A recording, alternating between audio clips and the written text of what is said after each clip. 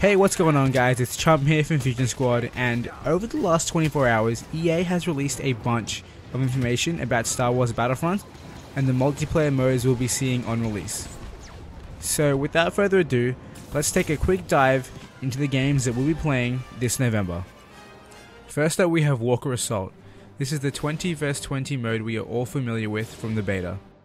If you haven't played Walker Assault, the objective of the Rebels team is to stop the AT-AT walkers using Y-wing bombers, while the Imperials must defend the walkers.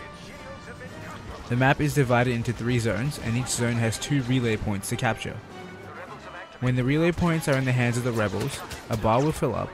Each time either relay point fills up, a Y-wing bomber will lock onto the AT-AT. When the walkers reach the next checkpoint, the bombers will come in and lower the AT-AT's shields, making them vulnerable to attack.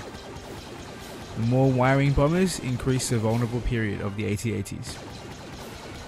When both walkers are down, the Rebels win. However, if either walker survives the third bombing, the Imperials will claim victory. Next up we have another mode from the beta, Dropzone. In this mode, 8 Rebels and 8 Imperials fight to control drop pods that fall throughout the map. Once a drop pod has been activated by a team, they must defend it in order to fully claim it. And once claimed, 3 power-ups will spawn for any player to pick up. If your opponents are in control of a pod, it is your job to push up and activate the pod for your own team.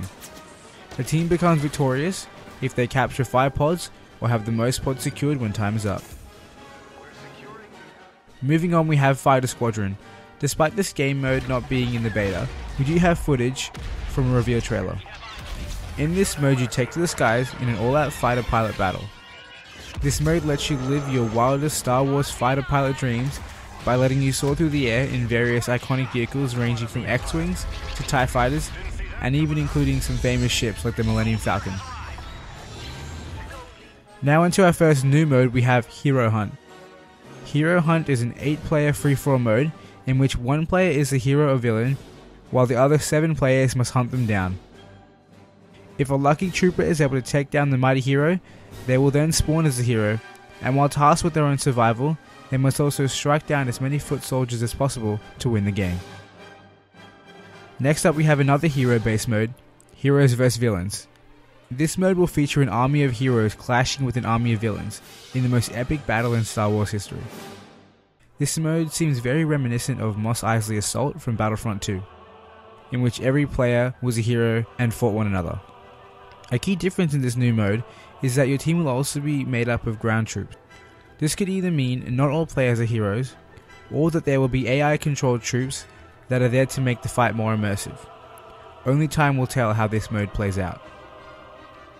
Moving on, we have the newly announced Droid 1 mode.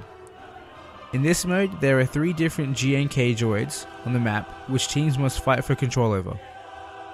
However, unlike the normal capture and hold modes, these droids aren't stationary. Instead, they roam around the map. Your objective is to find the droid, catch it, and then start securing the droid. In this mode you will have various power-ups to help you out, however no heroes or vehicles will be coming to your assistance. In this game, situational awareness and communication are key to finding and securing these rogue droids. Next up we have the first of our standard shooter game modes, Cargo. Cargo is essentially Battlefront's version of Capture the Flag. Both teams will have precious cargo that they must protect, while also trying to sneak in and steal the opposing team's cargo.